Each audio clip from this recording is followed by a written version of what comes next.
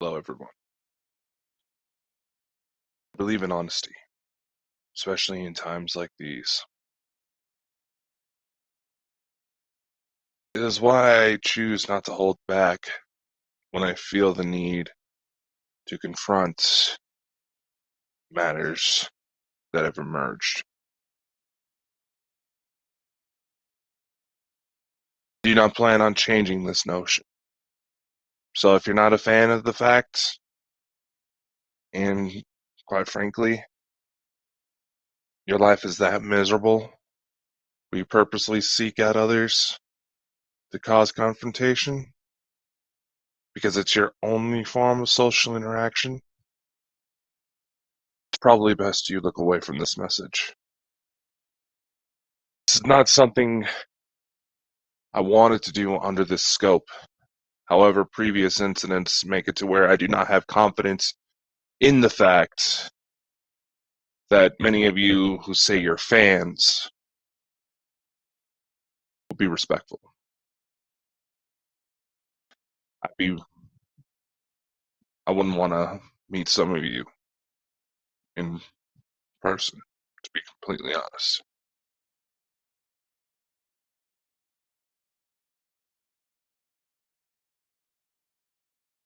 During one of the most recent episodes when we had Brian and Lex on, Brian made a comment that whenever I do these videos,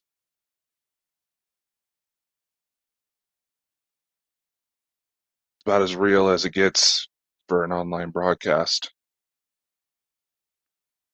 I know I like laughing, joking around, and there's some people that question how truly serious I am about these matters.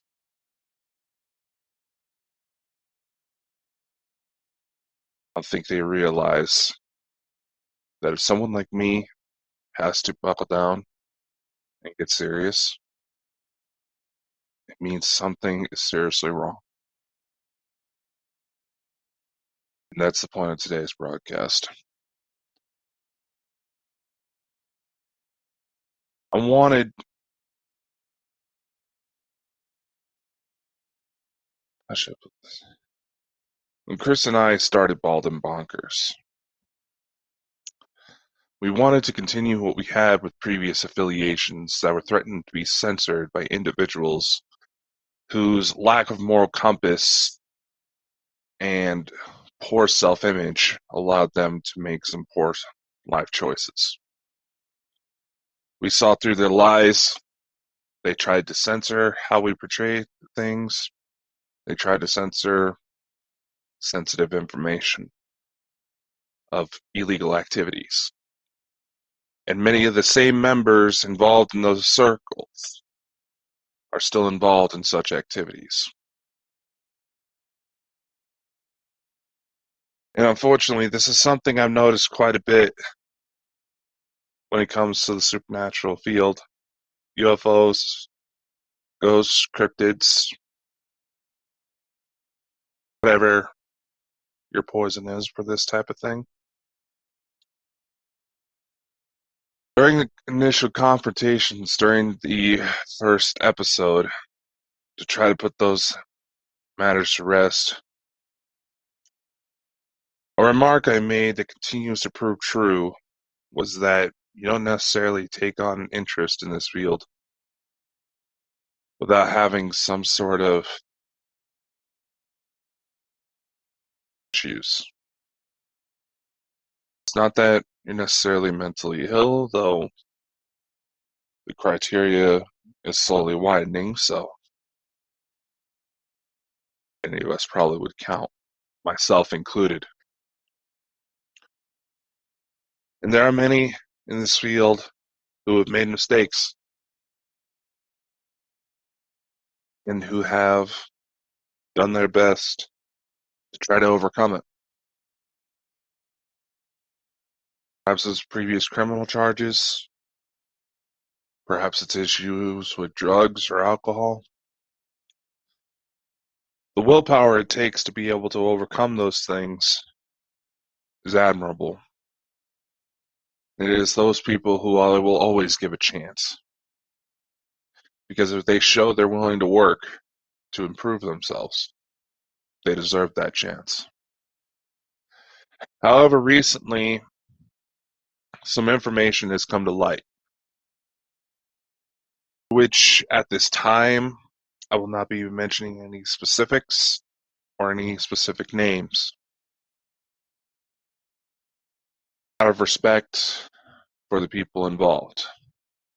However, should these situations continue to evolve, I hope these individuals understand that as CEO of Bald and Bonkers,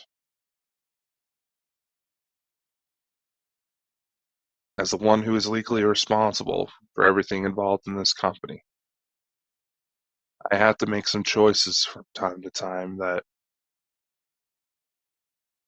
I would rather not make. I'd rather not be put in a position. However, as the network, the shows, and everything else, as they have blossomed into something that was beyond my expectations, was something I wanted to see through, to give people a chance to show themselves, show who they really are, when they may not have the resources to do it on their own. In order to get anywhere in life, networking is essential. You may have all the skills to yourself to be a one-person army, but it always helps to have people in your corner who at the very least could show you the way, point you in the right direction. That is a philosophy I've tried to keep. However, the nature of these matters that have come up is fairly serious. And for the time being, I have agreed to simply sit back, allow the situation to unfold, because the people involved, while yes, they have been a part of previous controversies, they have shown an effort to better themselves. Because they've shown that effort, shown that willpower, I will give them the chance to continue doing so. But if that situation goes to evolve, I will have to sever ties. I tried to make it to where those involved with the shows can try to do so as freely as possible.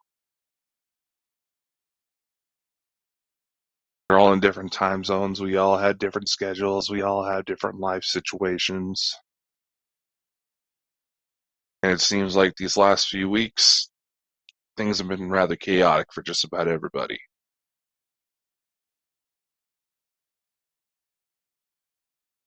And some people have shown that they may not have the time to keep these up.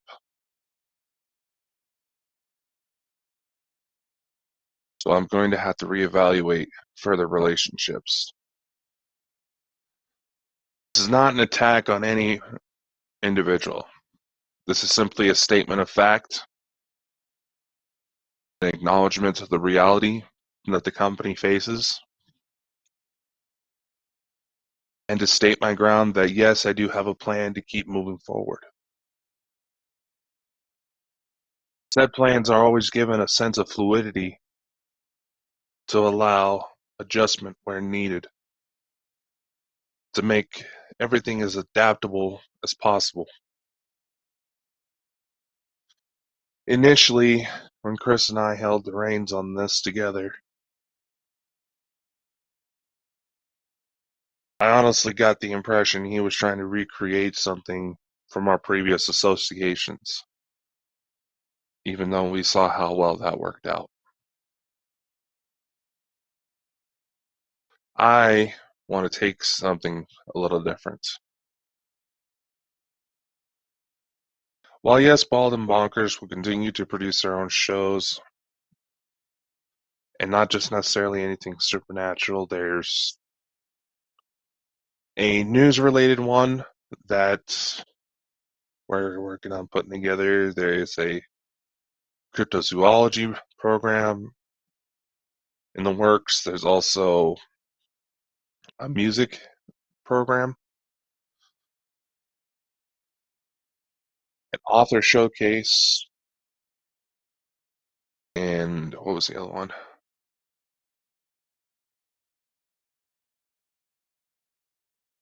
There's gaming streams, as some of you may know. There will be investigation work.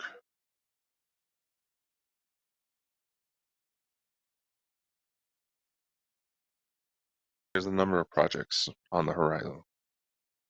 Maybe even a new nonprofit, who knows? This is all also happening as the documentary is going through the initial funding stages, the initial planning stages as we speak. As many of you have continued to keep asking, expecting that these updates mean that there's a finished product near the horizon. Perhaps it is in the level of understanding between Chris and I that led to some of this confusion. There's also been an atmosphere of hostility, of tenseness.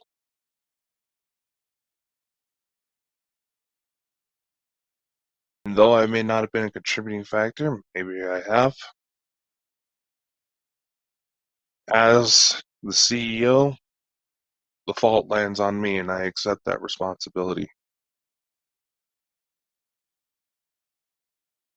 And I will be making adjustments as we go.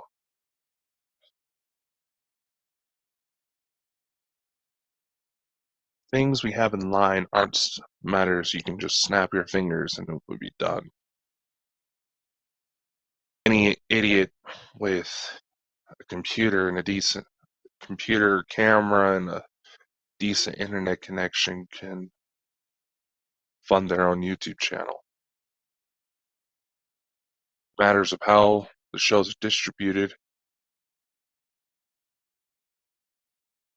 Anyone can do it if they put in the effort. It's also come to my attention that it seems there are several people who are trying to get the work done for free without actually contributing to the cause. This is something I'll be tightening a noose on very soon.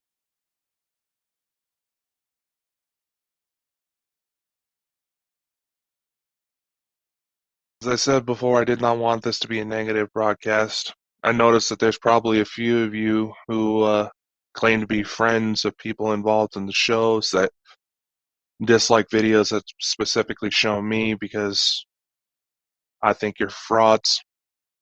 And your behavior like teenage girls continues to validate my point instead of being reasonable adults.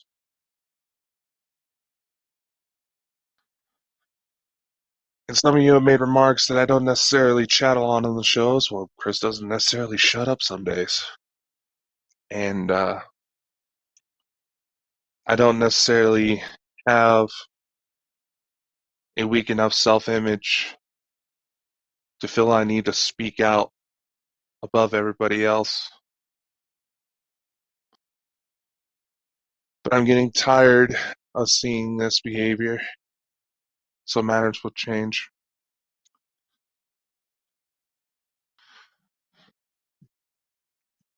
Unfortunately, being that this is now a business, I gotta play the bad guy. And some of you are not gonna like the changes that come. But I gotta do what's best to protect myself, the company, and those who continue moving forward with us. And you can try stirring up trouble. We have law enforcement connections to at least bring matters forward, to expose you cowards that try to hide under the veil that is the internet. I don't hide. This is my face. Yeah, I like to be goofy sometimes, but that's because I want this to not only be a spot where people can learn and grow, but maybe, just maybe, get a release from the stresses of day-to-day life. Find one reason to smile, a reason to learn, a reason to grow. I like to think I've grown myself over the course of this endeavor in itself. I've noticed it, and the work is paying off. Just look at this Saturday's broadcast. I never thought I'd get to speak one-on-one with a man.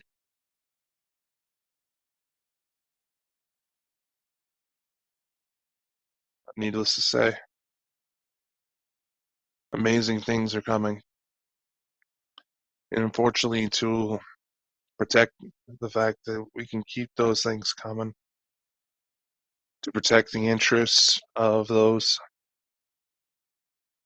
who we are going to partner with, to show that this is a company potentially worth investing, as I am looking into finding a business partner who has no personal connection to me whatsoever.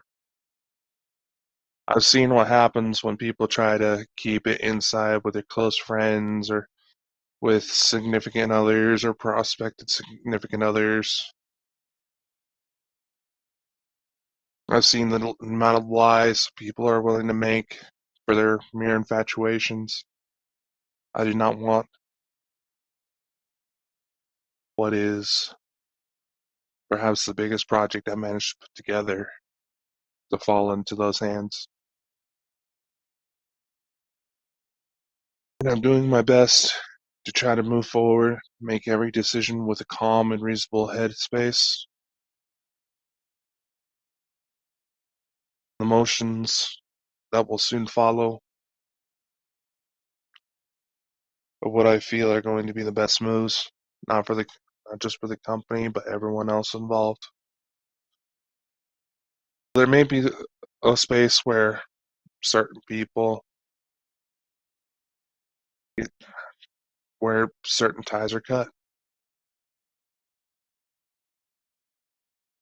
You know what?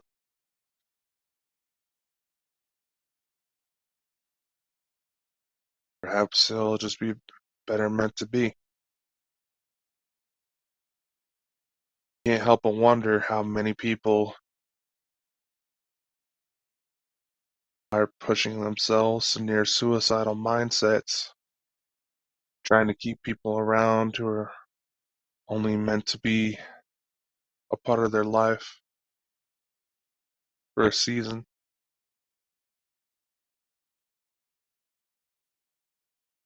Guess I did just reference a Dia video, but for those of you who know what one I want talking about,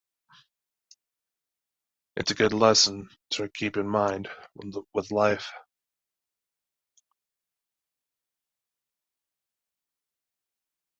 We will have the casting calls launched for the documentary for people to submit their own stories.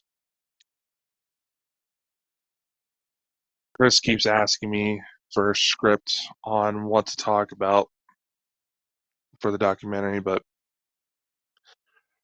I can't tell him how to tell his experiences, as he can't necessarily tell me how to portray mine. Yes, there's a number of you who keep mentioning that for a couple of guys who never met in person, somehow we became best friends or are practically like brothers. Yes, there's that dynamic, but at the end of the day, he's in Scotland and I'm in the US. I think we may have crossed paths before when I went to Scotland for a trip, but we just kind of passed each other in the wind, not realizing. Though to be completely honest with some of the developments within the shows, some of the matters we've talked about in some of the UFO encounters, kind of insinuate that he and I may actually be distant relatives. Wouldn't that be interesting? We will put that as part of the documentary. Get DNA tests to see if we're cousins or something. Wouldn't that be interesting? I know in my last little announcement video, I said I was going to give a few more details about the documentary, and whenever I let Chris take control of the conversation, he tends to skip over certain things. So I will say this. You can probably expect a format of similar to shows like Ancient Aliens and Ghost Hunters, even. The thing that's important with this is that the message I want to underlie is that there is a great change with this. And yes, it can be scary. There was a troll who tried to say Elena Denon and themselves were creeped out by the little trailer I've showed, and there's no real change into how I actually did the trailer. They tried to say that it was played off like a horror movie. It's like, well, if you have strange looking people kidnapping you in the middle of the night and taking you off to weird places, yeah, it's a little scary at first. I want to talk with Lisa Fry a bit more, but there's still certain matters of my own tales that I'm still trying to process. I've only gone into exclusive detail with one person because he and I are working on a book together. But with the documentary, you can expect testimonies, you can expect filming locations. Chris just realized that some important spots with The Deceptions of Gods and Men by Barry Fitzgerald and Brian Allen, I think it was. Some of the spots they talk about at the very beginning of that book are within a 30-minute drive from him. So, as Chris would say, wink wink, nudge nudge.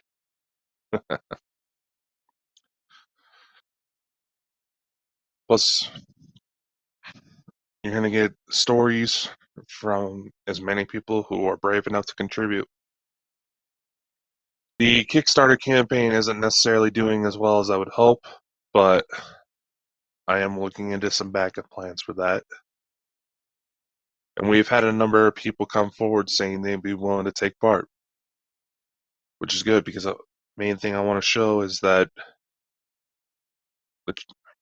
with this film, what I want to show is that yes, while things in the world may seem scary, times of great change are coming.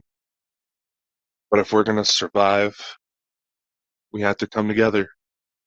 We have to share each other's stories. We have to be each other's light. Because in the end, that's what we are.